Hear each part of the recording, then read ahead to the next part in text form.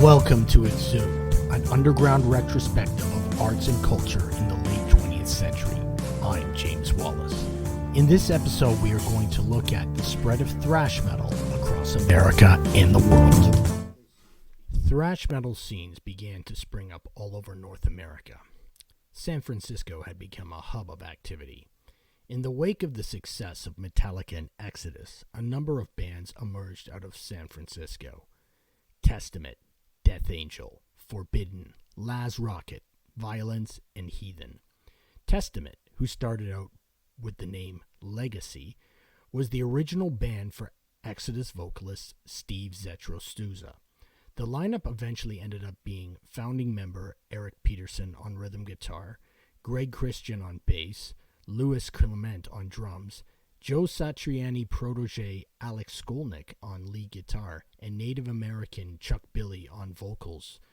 When they found out that the name Legacy was already trademarked, at Billy Milano's of SOD suggestion, they changed their name to Testament, and they called their 1987 debut The Legacy. Their debut was a hard-charging thrash classic influenced by Metallica.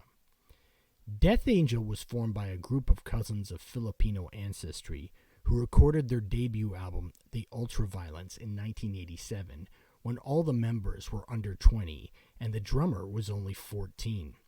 Death Angel's lead vocalist, Mark Osuega, high-pitched vocals gave a melodic edge to the band's highly energetic thrash metal. Forbidden combined both brutality and highly technical musical prowess on both 1988's Forbidden Evil and 1990's Twisted into Form. Laz Rocket started out as more of a power metal band before going full-on thrash on 1987's Know Your Enemy. Violence lived up to their name on their debut album 1988's Eternal Nightmare, on which the band plays an intense dynamic form of thrash accentuated by the psychotic frantic vocals of Sean Killen. Heathen created a pivotal debut album, Breaking the Silence, that, like Forbidden, had technicality and ferocity. Los Angeles, despite being the epicenter of hair metal, was producing a number of thrash metal bands. In Slayer's wake came the brutal and menacing Dark Angel. The soul of the band's sound came from the punishing double bass drum sound of Gene Hoglan, over which the band played evil, Slayer-esque thrash riffs, accompanied by horror-themed lyrics. Their frantic pace earned them the title The LA Caffeine Machine. They would produce the albums We Have Arrived in 1988 and the seminal Darkness Descends in 1986. More about that album later. Singer Dan Doughty was replaced by Ron Reinhardt, and the band incorporated a more technical elements on 1989's Leave Scars and 1991's Time Does Not Heal. The front sticker on the latter album read, 9 songs, 67 minutes, 246 riffs. Agent Steel was formed by former Megadeth member John Cyrus after Mustaine kicked him out of the band because he did not like Cyrus's idea of writing songs about UFOs. Agent Steel traversed the categories of power metal, speed metal, and thrash metal. The band released 2 albums on Combat Records and were gaining interest from Capitol Records. But Capitol backed out of the deal due to the band's numerous lineup changes and unrealistic financial demands. Worse still, the label had put them on suspension and they ended up breaking up in 1988. 2 former members of Agent Steel, Juan Garcia and Mel Sanchez, formed Evil Dead, named after the Sam Raimi film of the same name. The band's sound infused more elements of hardcore punk into a thrash metal, and they even covered Rise Above by Black Flags. Hyrix, from Cypress, California, was led by African-American singer Canton W. D. Pena, whose powerful falsetto vocals merged well with the band's intense thrash metal. They released Raging Violence in 1985 and Hate, Fear, and Power in 1986. DePena left and tried to form a band with Gene Hoglan and Rob McGovney called Phantasm, which released demo but broke up soon after. Paul Bailoff sang for Hyrax for a short time, but the band broke up in 1989. New York had also developed a serious thrash metal scene. Along with Anthrax, Overkill became a popular band.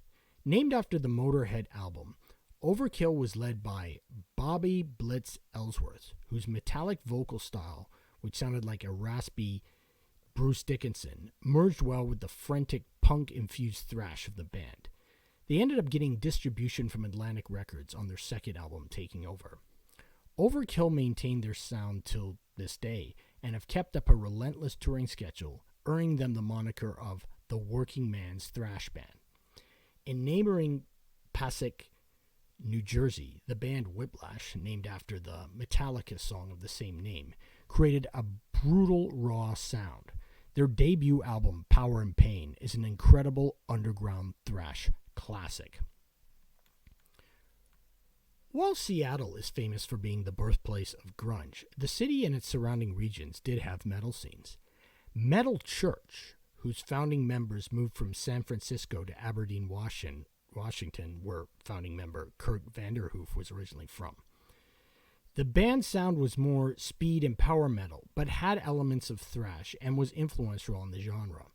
Metallica's Lars Ulrich, who had once auditioned for Vanderhoof's band in 1980, and James Hetfield urged Elektra Records to sign the band. Seattle's forced entry created an intense sound that was both aggressive and technically complex, as reflected on their albums Uncertain Future and As Above, So Below. The Seattle band Sanctuary made a big impression with their debut Refuge Denied in 1988, produced by Megadeth's Dave Mustaine. Arizona became a hotspot, no pun intended, for thrash. Flotsam and Jetsam released the powerful thrash classic Doomsday for the Deceiver. They had a sound that fused both speed metal and thrash and featured future Metallica bassist Jason Newsted. Sacred Reich's brand of thrash included lyrics that dealt with U.S. foreign policy, as demonstrated on the albums Ignorance and The American Way, as well as on the EP Surf Nicaragua. Atrophy out of Tucson had a dynamic thrash sound and put out two solid albums, Socialized Hate and Violent by Nature. Now let's go back to Canada. The Great White North started producing some amazing thrash bands. Razor out of Guelph started out as a speed metal band, but evolved into a full-on thrash sound by the time they got to 1988's Violent Restitution. Toronto's Sacrifice had an intense sound that shared common elements with Slayer in terms of both sound and lyrical content. Annihilator out of Ottawa, led by guitar virtuoso Jeff Waters, created the masterpieces Alice in Hell and Never Neverland that focused on high-level musicianship of the members. Jean Quebec's Voivod had a truly unique vision. They started out as a brutal thrash band, as heard on their first two albums, War and Pain and Roar. Starting with the album Killing Technology, Voivod began fusing avant-garde and progressive rock sounds into their music. The trajectory of this sound continued on the album Dimension Hatros and peaked on the album Nothing Face. But Quebec, Canada was not the only place where thrashers were experimenting with their sound. In Switzerland, from the ashes of the band Hellhammer, formed Celtic Frost, led by Thomas Gabriel Fischer, aka Tom G. Warrior. The band released two brutal-sounding EPs, Morbid Tales and Emperor's Return. The band had a sound that had elements of thrash, proto-black metal, and even a sound that was a precursor to death metal. Their sound further evolved on the masterpiece 2 Megatherion, which also had elements of doom and even ambient music. For their next album, Into the Pandemonium, the band went really experimental. The album had electronic music, classical string pieces, and even a cover of Wall of Voodoo's Mexican Radio. Unfortunately, after this, Warrior formed a new lineup and put out a glam metal album called Cold Lake, which was hated by fans. The band tried to redeem itself with the thrash metal album Vanity/Nemesis, but the damage had already been done, and the band dissolved in 1993 and remained dissolved for the rest of the 90s. 3 Celtic Frost roadies formed the band Coroner in the mid-80s. This band incorporated neoclassical and jazz fusion elements into their intense thrash metal. They produced 4 amazing albums: R.I.P., Punishment for Decadence, No More Color, and Mental Vortex, which had a cover of the Beatles song I Want You, She's So Heavy. The country that was the focal point for thrash metal in Europe was Germany, or West Germany as it was called then. The proto-black metal sounds of Venom, Hellhammer, and Bathory were very influential on the bands Creator, Sodom, and Destruction. Over time, however, these bands would embrace the thrash sounds coming out of America, creating an intense raw version of thrash metal that was very heavy and became known as Teutonic thrash.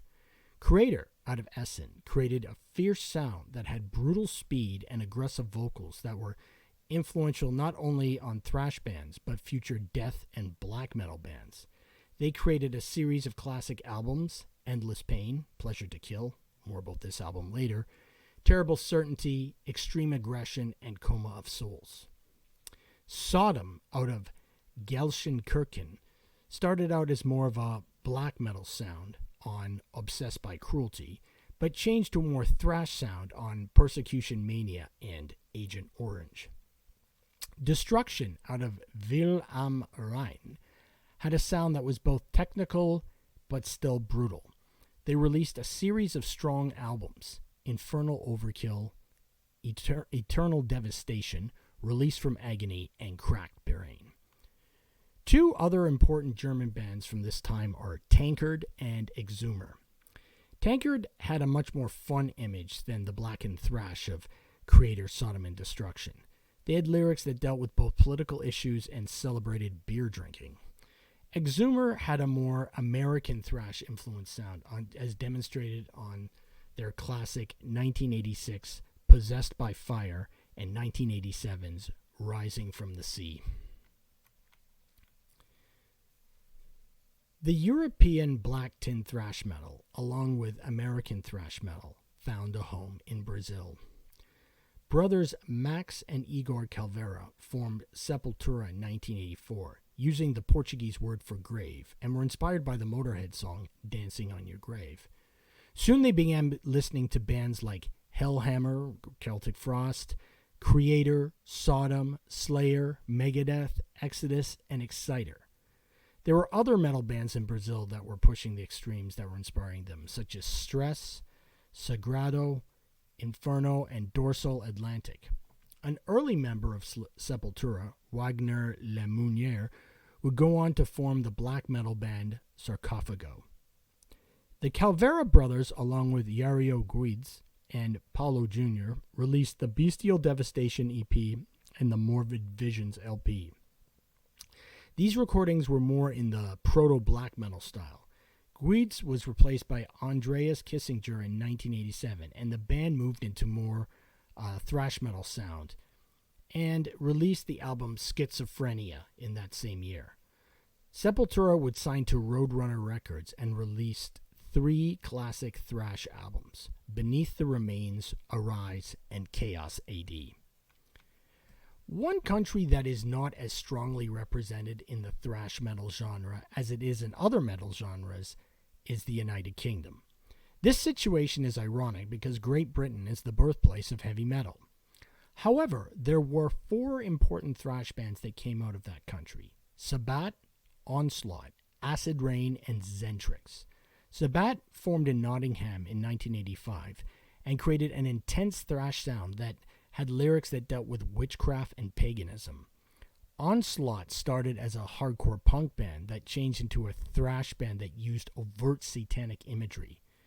Acid Rain created a thrash sound that fused elements of fun and comedy. And Zentrix played a thrash style that was influenced by the San Francisco scene. Over in Britain's former colony, Australia, a band named Mortal Sin started to gain a serious following. They played an intense form of thrash metal heavily influenced by bands like Exodus and Testament. As you can see, thrash had become the global phenomenon by the mid-1980s. Tune in to the next episode. We will look at the significant thrash albums of 1986 and other events in the history of thrash metal.